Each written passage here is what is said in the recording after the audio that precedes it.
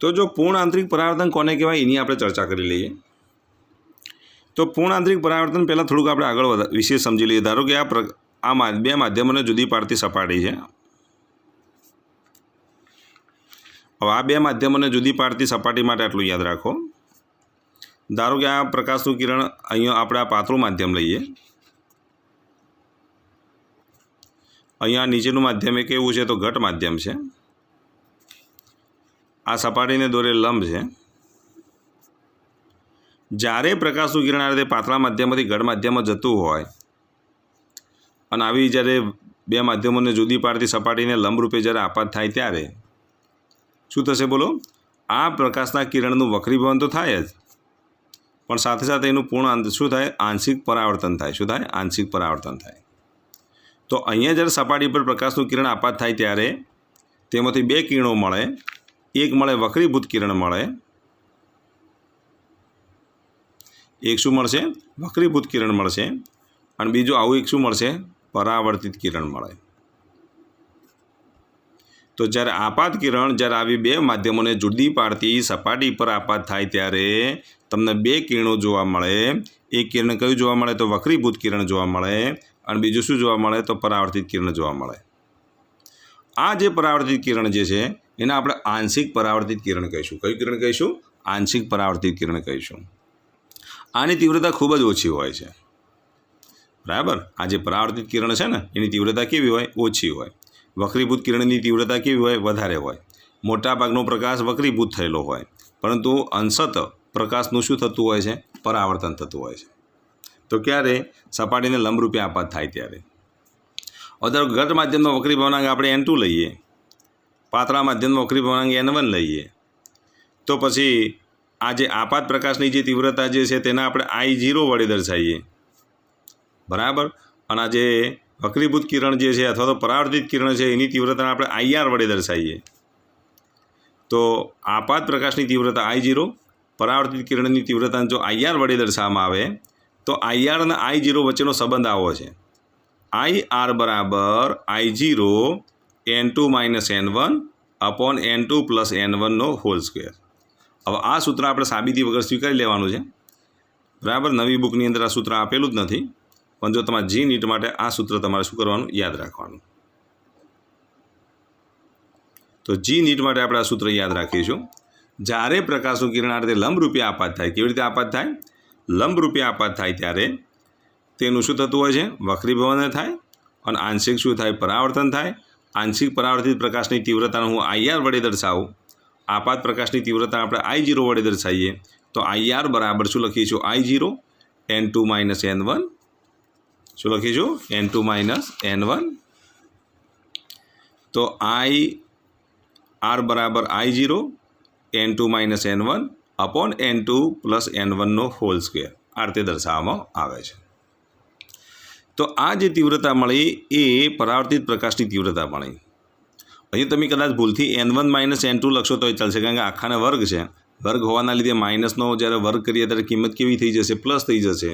એટલે કહેવાનો મતલબ એ કે તમે n1 - n2 upon n1 + n2 નો હોલ સ્ક્વેર લખો તો પણ ચાલે।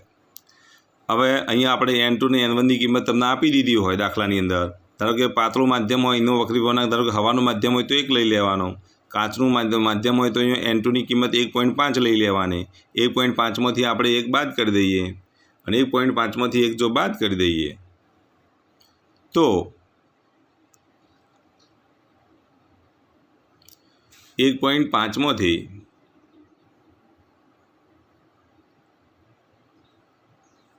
તમારે શું કરવાનું? 1.5 માંથી તમે 1 બાદ કરી દો, છેદમાં 1.5 + 1 કરો, એનો જો તમે વર્ગ કરો તો એના પરથી તમને શું મળી જશે? IR ની તીવ્રતા મળી જશે। દાખલા તરીકે આપણે લઈએ એ ઘટ માધ્યમ તરીકે કાચનું માધ્યમ છે, પાતળા માધ્યમ તરીકે આપણે શું લઈએ? હવાનું માધ્યમ લઈએ। તો પરાવર્તિત કિરણ જે છે અહીંયા જે પરાવર્તિત થતું જે કિરણ જે છે એ પરાવર્તિત કિરણની જે તીવ્રતા જે છે એ તીવ્રતા જો આપણે દર્શાવીએ તો એ તીવ્રતાનું સૂત્ર આ છે। અને જો લખીએ તો આ રીતે લખાય IR = શું લખીએ બોલો? I0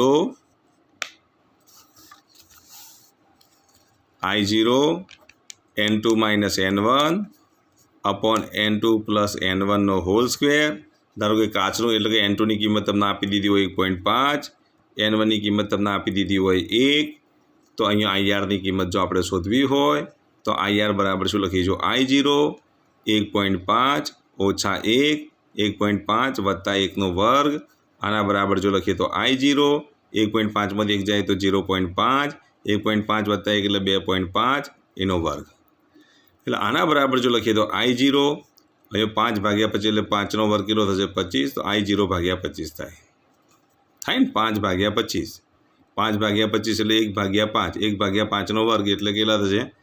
I0 ભાગ્યા 25. જો ટકાવારીમાં કરીએ તો ગુણ્યા 100, તો 100% કરીએ તો અહીંયા કેટલા થશે બોલો? 4% થાય. તો I0ના 4%, I0ના 4% જેટલી તીવ્રતાનું, કેટલી તીવ્રતાનું? I0ના 4% જેટલી તીવ્રતાનું પરાવર્તન થાય છે, આંશિક પરાવર્તન થાય છે. તો કેટલી તીવ્રતાનું પરાવર્તન થાય? તો I0ના 4% જેટલી તીવ્રતાનું શું થશે? આંશિક પરાવર્તન થાય. અને 96% તીવ્રતાનો પ્રકાશ, આટલી તીવ્રતાવાળા પ્રકાશનું શું થાય? વક્રીભવન થાય. તો કહેવાનો મતલબ એ કે જ્યારે સપાટી પર પ્રકાશ આપાત થાય આ રીતે, તો સપાટી પર જ્યારે પ્રકાશ આપાત થાય ત્યારે ઘટ માધ્યમ હોય, અહીંયા પાતળું માધ્યમ હોય. ધારો કે ઘટ માધ્યમ તરીકે જો તમે કાચનું માધ્યમ લો, પાતળા માધ્યમ તરીકે જો તમે હવાનું માધ્યમ લો, અને સપાટીને લંબરૂપે જો પ્રકાશ આપાત કરવામાં આવે, સપાટીને લંબરૂપે જો પ્રકાશ આપાત કરવામાં આવે તો શું લખશો બોલો? તો સપાટીને લંબરૂપે જો પ્રકાશના આપાત કરીએ તો એ વખતે IR બરાબર I0 N2 - N1 upon N2 + N1 whole square સૂત્ર મુજબ અહીંયા નિર્ગમન પરાવર્તિત થતા પ્રકાશની તીવ્રતા તમને આટલી મળે. ધારો કે ઘટ માધ્યમ તરીકે તમે કાચનું માધ્યમ લો, અહીંયા આપણે હવાનું માધ્યમ લઈએ. જો કાચનું માધ્યમ હોય, હવાનું માધ્યમ હોય, કાચના માધ્યમનો વક્રીભવનાંક તમને ખબર છે 1.5 છે, હવાના વક્રીભવનાંકનું મૂલ્ય કેટલું છે? 1 છે. તો અહીંયા તમે કિંમત મૂકીને સાદુરૂપ આપો તો એ વખતે પરાવર્તિત થતો જે પ્રકાશ જે છે એ પરાવર્તિત થતા પ્રકાશની તીવ્રતા કેટલી હશે? આપાત પ્રકાશની તીવ્રતાના 4% હોય. એનો મતલબ એ થયો 4% જેટલો પ્રકાશ શું થાય? તો પરાવર્તિત થાય છે, અને 96% જેટલો પ્રકાશ જે છે એનું શું થાય છે? વક્રીભવન થાય છે. આમ સપાટીને લંબરૂપે જ્યારે પ્રકાશનું કિરણ આપાત કરવામાં આવે ત્યારે તેનું અંશતઃ પરાવર્તન થાય, તેમજ વક્રીભવન જોવા મળે છે. ચલો, આટલી ખબર પડી બધાને? કમ્પ્લીટ ખબર પડી આટલા સુધી? તો અંશતઃ પરાવર્તન થાય, જોડે જોડે શું થાય છે? વક્રીભવન પણ જોવા મળે છે. ચલો, ખ્યાલ આવી ગયો આટલા સુધી? કોઈને કન્ફ્યુઝન છે આમાં? ઓકે, હવે આપણે જો વાત કરીએ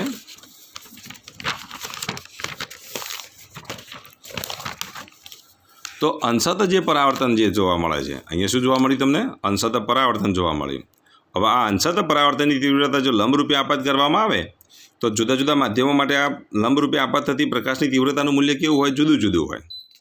ધારો કે અહીંયા આપણે ઘટ માધ્યમ તરીકે કાચ લીધો, પાતળા માધ્યમ તરીકે તમે હવા લીધી, તો એની જગ્યાએ ઘટ માધ્યમ તરીકે તમે જો પાણી લો, પાતળા માધ્યમ તરીકે તમે શું લઈ લો? હવા લઈ લો, તો અંશતઃ પરાવર્તન થતાં પ્રકાશની તીવ્રતાનું મૂલ્ય અહીંયા બદલાઈ જશે. કેમ? કારણ કે N1 અને N2ની કિંમતો બદલાય છે. N1 અને N2ની કિંમતો જો બદલાતી હોય અહીંયા, તો N1 અને N2ની કિંમતો જો બદલાય તો પછી શું થાય બોલો? નિર્ગમન પામતા પ્રકાશની પરાવર્તિત થતા પ્રકાશની તીવ્રતા પણ શું થશે? બદલાશે. તો આટલું તમારે યાદ રાખવાનું. તમને હોમવર્કમાં આપું છું. ધારો કે અહીંયા આપણે પાણી લઈએ, ઘટ પાતળા માધ્યમ તરીકે હવા લઈએ, પાતળા માધ્યમ તરીકે હવા લઈએ, અને ઘટ માધ્યમ તરીકે આપણે શું લઈશું? તો ઘટ માધ્યમ તરીકે પાણી લઈએ. તો આમ તમે હવા અને પાણી માટે તમે વિચારજો, બરાબર? લંબરૂપે જો પ્રકાશનું કિરણ આપાત કરવામાં આવે તો પરાવર્તિત થતા પ્રકાશની તીવ્રતા કેટલી હોય એ તમારે જાતે શોધવાની છે. ચલો, આટલું કામ તમે કરી શકશો? ઓકે, હવે અહીંયા ધ્યાન આપો. પ્રકાશનું જે કિરણ જે છે, હવે ધારો કે આ બે માધ્યમોને જુદી પાડતી સપાટી છે. હવે આ બે માધ્યમોને જુદી પાડતી સપાટી પર પ્રકાશનું કિરણ ધારો કે લંબરૂપે આપાત થાય તો વક્રીભૂત કિરણ પણ એના જ માર્ગે એટલે કે લંબ ઉપર જ આપાત વક્રીભૂત થાય. અંશતઃ અર્થે શું થાય? પરાવર્તન થાય. અંશતઃ પરાવર્તિત થતી પ્રકાશની તીવ્રતાનું સૂત્ર તમને હવે આવડી ગયું. એની તીવ્રતાનું સૂત્ર IR બરાબર I0 N2 - N1 upon N2 + N1 નો હોલ સ્ક્વેર. આ સૂત્ર તમારે સાબિતી વગર સ્વીકારી લેવાનું છે, બરાબર. તો આટલું તમારે યાદ રાખવાનું. પણ હવે જો લંબ રૂપે આપાત થવાની જગ્યાએ પ્રકાશનું કિરણ આ રીતે આપાત થાય, એનો મતલબ એ થયો કે લંબ સાથે થીટા માપનો ખૂણો બનાવે છે, બરાબર. કમ્પ્લીટલી લંબ ઉપર આપાત થતું નથી. તો પછી વક્રીભૂત કિરણ જે છે એ વક્રીભૂત કિરણ પછી આ માર્ગે આગળ વધશે. અથવા તો હું આ રીતે દોરું, જુઓ આ રીતે આપાત થાય છે લંબ ઉપર. જો આ રીતે જો આપાત કરવામાં આવે તો પછી અહીંથી એનું શું થશે, વક્રીભવન થશે. જોડે જોડે અંશતઃ શું થશે, આમ પરાવર્તન થશે. તો કહેવાનો મતલબ કે જ્યારે પ્રકાશનું કિરણ આ રીતે આપાત થાય ત્યારે જો લંબ ઉપર આપાત ન થતું હોય તો એ પ્રકાશનું કિરણ અહીંયા આ બિંદુ P આગળ સ્નેલના નિયમનું પાલન થાય. બિંદુ P આગળ જ્યારે સ્નેલના નિયમનું પાલન થાય ત્યારે આ કિરણ જે મળે એ કિરણને આપણે કયું કિરણ કહીશું, તો વક્રીભૂત કિરણ કહીશું. અહીંથી એનું શું થશે, પરાવર્તન થશે. તો જેમ જેમ અહીંયા આપાત કોણનું મૂલ્ય વધતું જશે તેમ તેમ આ પરાવર્તિત કિરણની તીવ્રતા પણ શું થતી જાય, વધતી જાય. પરંતુ પ્રકાશનું કિરણ કયા માધ્યમથી કયા માધ્યમમાં જતું હોવું જોઈએ, ઘટ માધ્યમથી પાતળા માધ્યમમાં જતું હોવું જોઈએ. ઉપર આટલું યાદ રાખવાનું. પ્રકાશનું કિરણ શું લેવાનું, ઘટ માધ્યમથી પાતળા માધ્યમમાં લેવાનું. જો અહીં હું બીજી આકૃતિ દોરું છું.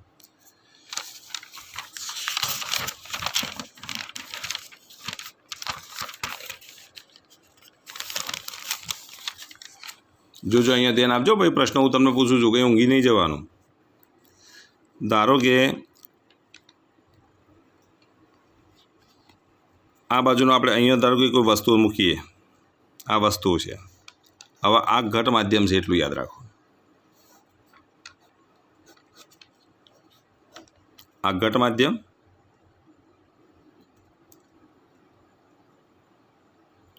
અહીંયા આ પાતળું માધ્યમ છે. આ બે માધ્યમોને જુદી પાડતી સપાટી છે. આ જે સપાટી જે સપાટીને આપણે શું કહીશું, તો વક્રીભવનકારક સપાટી કહીશું. અહીંયા ધારો કે બિંદુવત વસ્તુ છે. બિંદુવત વસ્તુમાંથી નીકળતું આ પ્રકાશનું કિરણ છે. આ પ્રકાશનું કિરણ લંબ ઉપર આપાત થાય છે. લંબ ઉપર આપાત થાય તો પછી એના એ જ માર્ગે હવે શું થશે, એના એ માર્ગે આગળ વધે એટલે આ વક્રીભૂત કિરણ એનું અંશતઃ પરાવર્તન થાય. અહીંયા જે પરાવર્તન થાય છે એ અંશતઃ પરાવર્તન છે, જેની તીવ્રતાનું મૂલ્ય ખૂબ જ ઓછું છે. મોટાભાગના પ્રકાશનું શું થાય છે, વક્રીભવન જોવા મળે છે. તો આપાત પ્રકાશમાંથી મોટાભાગના પ્રકાશનું શું જોવા મળશે, તો વક્રીભવન જોવા મળે. હવે આપણે આ બિંદુવત વસ્તુ જ લીધી છે. અમારે આપાત કોણનું મૂલ્ય વધારવું છે. આપાત કોણનું મૂલ્ય વધારવા માટે અહીંયા આપાત કરવાને બદલે અહીંયા આપણે આપાત કરીએ. પ્રકાશના કિરણને અહીંયા આપાત કરું છું તો પછી આ સપાટીને દોરેલું લંબ બનશે.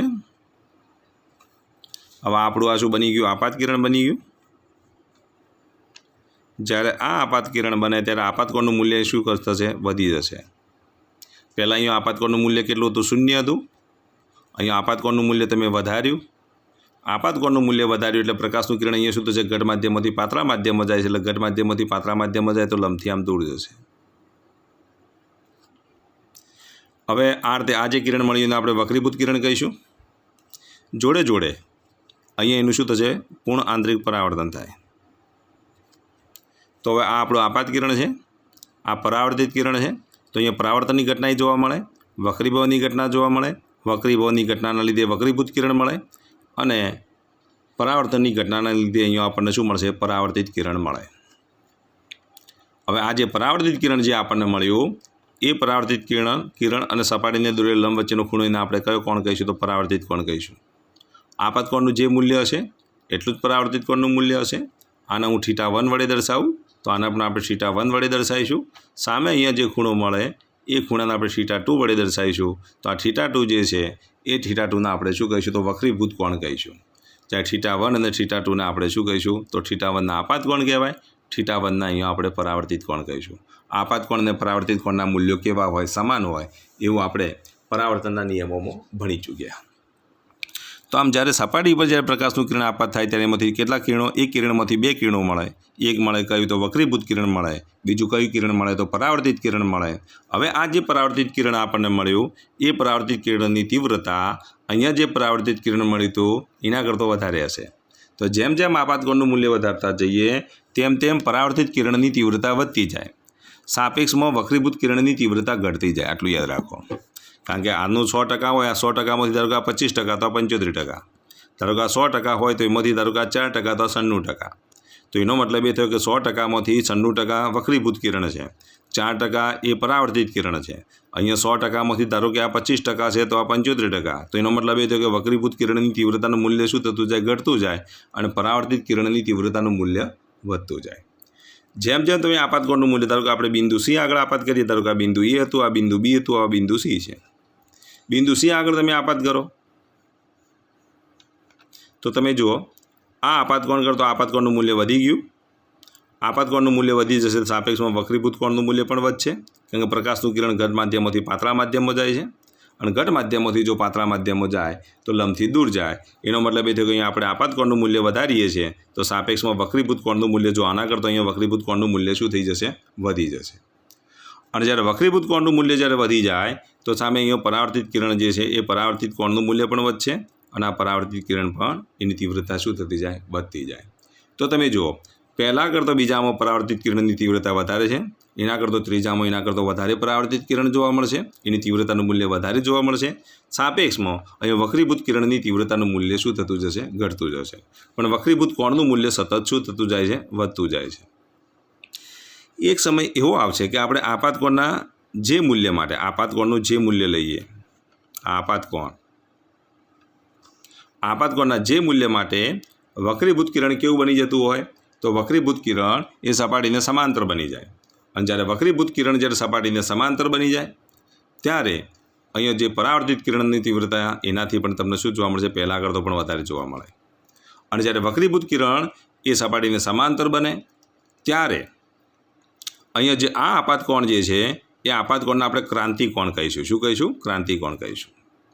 તો જ્યારે આપાત કોણનું મૂલ્ય જ્યારે ક્રાંતિ કોણ જેટલું હોય ત્યારે આ જે વક્રીભૂત કિરણ જે છે એ બે સપાટીઓને જુદી પાડતી જે વક્રીભવનકારક સપાટીને સમાંતર બની જશે. અને જ્યારે સમાંતર બની જાય એ વખતે વક્રીભૂત કોણનું મૂલ્ય કેટલું થઈ જશે? 90 અંશ થાય. તો જ્યારે વક્રીભૂત કોણનું મૂલ્ય જ્યારે 90 અંશ હોય ત્યારે જે કોણ મળે તે કોણને આપણે કયો કોણ કહીશું? તો ક્રાંતિ કોણ કહીશું. કયો કોણ કહીશું? તે આપાત કોણને કયો કોણ કહેવાય? ક્રાંતિ કોણ કહેવાય. તો બીજા શબ્દોમાં આપાત કોણના જે મૂલ્ય માટે વક્રીભૂત કોણનું મૂલ્ય 90 અંશ થાય તો તે કોણને આપણે ક્રાંતિ કોણ કહીશું. બીજા શબ્દોમાં કહીએ તો આ રીતે પણ કહી શકાય, આપાત કોણના જે મૂલ્ય માટે વક્રીભૂત કિરણ એ સપાટીને સમાંતર બની જાય, અને વક્રીભૂત કિરણ જ્યારે સપાટીને સમાંતર બને તો તે કોણને આપણે કયો કોણ કહીશું? તો ક્રાંતિ કોણ કહીશું. શું કહીશું? ક્રાંતિ કોણ કહીશું. તો આમ વક્રીભૂત કિરણ એ સપાટીને સમાંતર બને એ વખતના કોણને આપણે કયો કોણ કહીશું? તો ક્રાંતિ કોણ કહીશું. અને એ વખતના આ જે કિરણ જે છે એ કિરણ જે પરાવર્તિત કિરણ જે છે એ પરાવર્તિત કિરણનું નામ આપણે આપી દઈએ, અને એ પરાવર્તિત કિરણને આપણે કયું કિરણ કહીશું? તો ક્રાંતિ કિરણ કહીશું. કયું કિરણ કહેવાય? ક્રાંતિ કિરણ. તો આ ક્રાંતિ કોણ છે? જ્યારે આને આપણે ક્રાંતિ કિરણ કહીશું. હવે જુદા જુદા માધ્યમો માટે શું ક્રાંતિકોણનું મૂલ્ય કેવું હોય? તો જુદું જુદું હોય. ધારો કે હવા પાણી હોય તો ક્રાંતિકોણનું મૂલ્ય અલગ હોય. ધારો કે હવા કાચ હોય તો તેનું ક્રાંતિકોણનું મૂલ્ય અલગ હોય. પાણી કાચ હોય તો પણ ક્રાંતિકોણનું મૂલ્ય કેવું હોય? અલગ હોય. આમ જુદી જુદી વક્રીભવનકારક સપાટીઓ માટે કેવી? જુદી જુદી વક્રીભવનકારક સપાટીઓ માટે ક્રાંતિકોણનું મૂલ્ય કેવું હોય છે? જુદું જુદું હોય છે. હવે આપણે થોડા આગળ વધીએ. ક્રાંતિકોણ કરતાં મોટા કોણે જો આપાત કરવામાં આવે, હવે જો ક્રાંતિકોણ કરતાં મોટા કોણે જો આપાત કરવામાં આવે, સહેજ કોણનું મૂલ્ય આપણે વધારી દઈએ તો હવે તો વક્રીભૂત કિરણ તમે દોરી જ નહીં શકતા, કારણ કે સપાટીને સમાંતર વક્રીભૂત કિરણ ક્યાં હોવું જોઈએ? તો વક્રીભૂત કિરણ એ કઈ માધ્યમમાં હોવું જોઈએ? તો વક્રીભૂત કિરણ જે છે એ હંમેશા બીજા માધ્યમમાં દોરવું પડે. હવે બીજા માધ્યમમાં તમે એ કિરણને દોરી શકતા નથી. એનો મતલબ એ થયો કે હવે આપણે બીજા માધ્યમમાં કિરણ દોરી શકતા નથી. અને બીજા માધ્યમમાં જો કિરણ દોરી ન શકતા હોય તો એ કિરણને એના એ જ માધ્યમમાં દોરવું પડે. અને એ વખતે પરાવર્તિત કિરણની તીવ્રતા કેટલી થઈ જશે? 100% થઈ જશે. વક્રીભૂત કિરણ તમને જોવા જ નહીં મળે. तो एनो मतलब ए थयो सपाटी केवी हती, वक्रीभवनकारक सपाटी हती, परंतु अहींया कई घटना जोवा मळे? मात्र परावर्तननी ज घटना जोवा मळे छे, वक्रीभवननी घटना जोवा मळती नथी। सपाटी छे केवी? वक्रीभवनकारक सपाटी छे, परंतु परावर्तन जोवा मळे छे, वक्रीभवन तो जोवा मळतुं ज नथी। फरी पाछुं एनुं ज किरण ए माध्यममां पाछुं आवे छे અને એનું જ કિરણ જો એ માધ્યમમાં પાછું આવતું હોય તો એને કહેવાય પૂર્ણ આંતરિક પરાવર્તન કહેવાય। એના એ જ માધ્યમમાં પ્રકાશનું કિરણ પાછું આવે છે, એના એ જ માધ્યમમાં જો પ્રકાશનું કિરણ પાછું આવતું હોય તો આને આપણે શું કહીશું? તો એના એ જ માધ્યમમાં જો પ્રકાશનું કિરણ જો પાછું આવતું હોય તો એનો મતલબ એ થયો કે આ ઘટનાને આપણે કઈ ઘટના કહીશું? તો પૂર્ણ આંતરિક પરાવર્તનની ઘટના કહીશું। કઈ ઘટના કહીશું? પૂર્ણ આંતરિક પરાવર્તનની ઘટના કહીશું।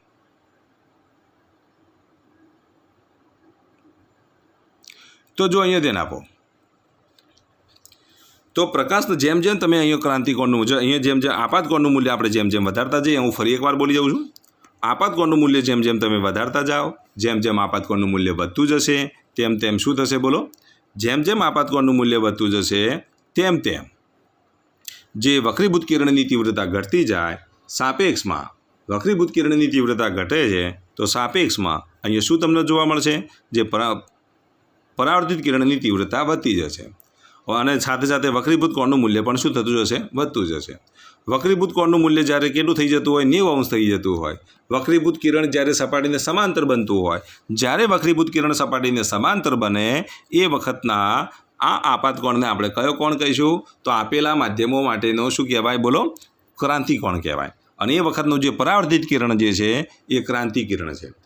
જ્યારે આપાતકોણનું મૂલ્ય ક્રાંતિકોણ કરતો જ્યારે મોટું લેવામાં આવે ત્યારે વક્રીભૂત કિરણની તીવ્રતાનું મૂલ્ય કેટલું થઈ જાય? શૂન્ય થઈ જાય। અહીંયા આપણે વક્રીભૂત કિરણ દોરી શકતા નથી। સમગ્રપણે આપાત કિરણનું સમરૂપાંતરણ થઈ જાય, માત્ર પરાવર્તિત કિરણમાં જ રૂપાંતરણ થાય છે। એ વખતે એની તીવ્રતા શું થઈ જાય છે? 100% થઈ જતી હોય છે। એટલે 100% એનું શું થાય છે? પરાવર્તન થાય છે। અને આવું 100% જે પરાવર્તન થાય છે તેને આપણે શું કહીશું? પૂર્ણ આંતરિક પરાવર્તન કહીશું। શું કહીશું? પૂર્ણ આંતરિક પરાવર્તન કહીશું। તો આ ઘટનાને પૂર્ણ આંતરિક પરાવર્તન કહેવાય। હવે જો અહીંયા ધ્યાન આપો, ફરીથી હું એની જ આકૃતિ દોરું છું।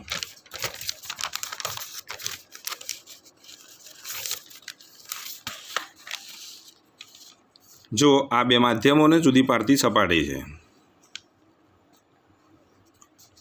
હવે આ બે માધ્યમોને જુદી પાડતી સપાટી AB છે। અહીંયા ધારો કે આ બિંદુ છે, આ બાજુનું માધ્યમ કયું છે? તો નીચેનું માધ્યમ કેવું છે? તો ઘટ માધ્યમ છે। આ માધ્યમ કેવું છે? તો પાતળું માધ્યમ છે। પ્રકાશનું કિરણ જ્યારે ઘટ માધ્યમોથી પાતળા માધ્યમો જાય ત્યારે ધારો કે આ પ્રકાશનું કિરણ આ રીતે ઘટ માધ્યમોથી પાતળા માધ્યમો જાય છે ત્યારે ક્રાંતિ કોણે આપાત થાય? કેવા કોણે આપાત થાય? ક્રાંતિ કોણે આપાત થાય? તો એ વખતે વક્રીભૂત કિરણ કેવું બની જશે? સપાટીને સમાંતર બની જશે। સપાટીને કેવું બને? સમાંતર બને। અને એ વખતે આ જે કિરણ જે છે, પરાવર્તિત કિરણ જે છે તેને આપણે કયું કિરણ કહીશું? ક્રાંતિ કિરણ કહીશું। કયું કિરણ કહેવાય? ક્રાંતિ કિરણ કહેવાય।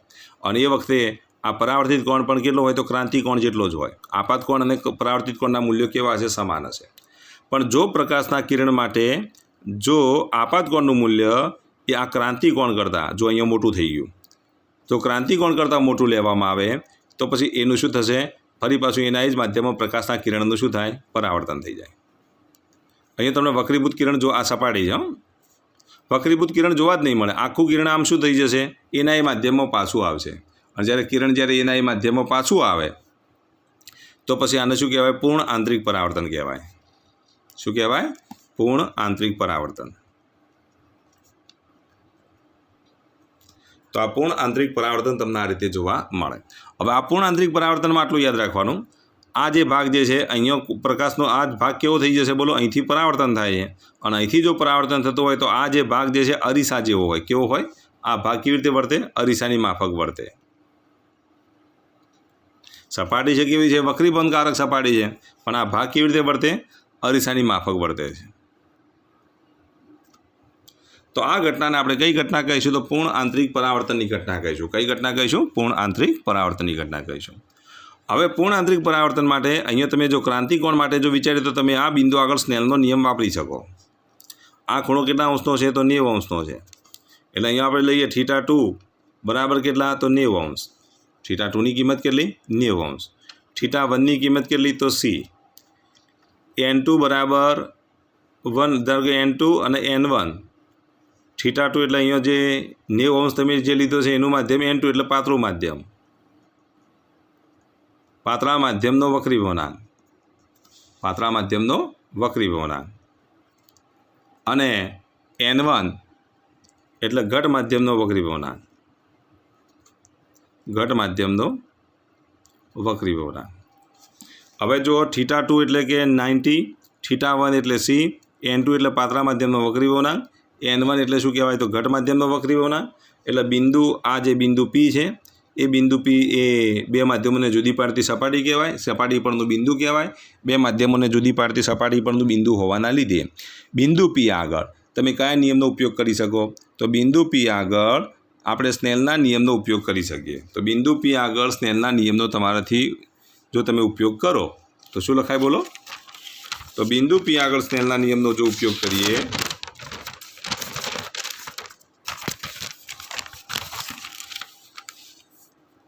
તો બિંદુ P આગળ સ્નેલના નિયમનો ઉપયોગ કરીએ તો આવું લખાય n1 sin θ1, n1 sin θ1 is equal to શું લખીશું n2 sin θ2. ચલો n1 sin θ1 બરાબર જો n2 sin θ2 હોય તો અહીંયા આપણે શું લખીશું n1ની કિંમત કેટલી તો n1, sin θ1ની જગ્યાએ કેટલા લખીશું તો sin c, n2ની જગ્યાએ n2, sin θ2ની જગ્યાએ sin 90, કારણ કે આપણે θ2 એટલે તમને ખબર છે કિંમત કેટલી લીધી છે તો 90 અંશ લીધા છે, અને θ1 બરાબર શું લીધા છે c લીધા છે, કારણ કે ક્રાંતિકોણે આપાત કરીએ છીએ તો આપાત કોણનું મૂલ્ય c જેટલું છે, વક્રીભૂત કોણનું મૂલ્ય 90 અંશ છે, ઘટ માધ્યમનો વક્રીભવનાંક n1, પાતળા માધ્યમનો વક્રીભવનાંક કેટલો n2. તો ધેરફોર અહીંયા આપણે આવું લખી જોઈએ n1 sin c બરાબર n2 sin 90ની કિંમત કેટલી 1. ધેરફોર તમે આવું લખી શકો કે sin c બરાબર n2 ભાગ્યા n1. હવે n2 એ પાતળા માધ્યમનો વક્રીભવનાંક છે, n1 એ ઘટ માધ્યમનો વક્રીભવનાંક છે, એટલે પાતળા માધ્યમનો વક્રીભવનાંક ભાગ્યા ઘટ માધ્યમનો વક્રીભવનાંક. ધારો કે ઘટ માધ્યમ તરીકે ઘટ માધ્યમનો વક્રીભવનાંક n1 બરાબર n લઈએ. જો હવાની સાપેક્ષમાં વાત કરીએ, હવાની સાપેક્ષમાં n2ની કિંમત 1 લઈ લેવાની અને n1ની કિંમત આપણે n1ની કિંમત n લઈ લઈએ તો એ વખતે હવાની સાપેક્ષમાં જો લખીએ તો sin c બરાબર n2ની જગ્યાએ 1 મૂકી દઈએ, n1ની જગ્યાએ n મૂકી દઈએ તો sin c ની કિંમત કેટલી મળે 1/n મળે. તો જો ક્રાંતિકોણનું મૂલ્ય શોધવું હોય, હવાની સાપેક્ષમાં કોઈપણ માધ્યમનો જો ક્રાંતિકોણ શોધવો હોય તો એ ક્રાંતિકોણ શોધવા માટેનું સૂત્ર યાદ રાખવાનું, sin c બરાબર શું લખીશું 1/n. આ સૂત્રની મદદથી કોઈપણ માધ્યમનો તમે શું શોધી શકો ક્રાંતિકોણ શોધી શકો. તો આ રીતે આ સૂત્રની મદદથી તમે ક્રાંતિકોણ શોધી શકો છો. તો આખી થિયરી તમારે વ્યવસ્થિત રીતે લખી દેવાનું, વર્ણન લખતે આવડવું જોઈએ. હું જે બોલ્યો છું એ વર્ણન તમારે લખવાનું, બરાબર. વર્ણન લખી અને આટલા સુધી ક્રાંતિકોણનું સૂત્ર મેળવો, પૂર્ણ આંતરિક પરાવર્તનની ઘટના સમજાવો તથા ક્રાંતિકોણનું સૂત્ર મેળવો. એ રીતનો જો પ્રશ્ન પૂછાય તો આટલા સુધી તમારે લખવું પડે. જુદા જુદા માધ્યમો માટે હા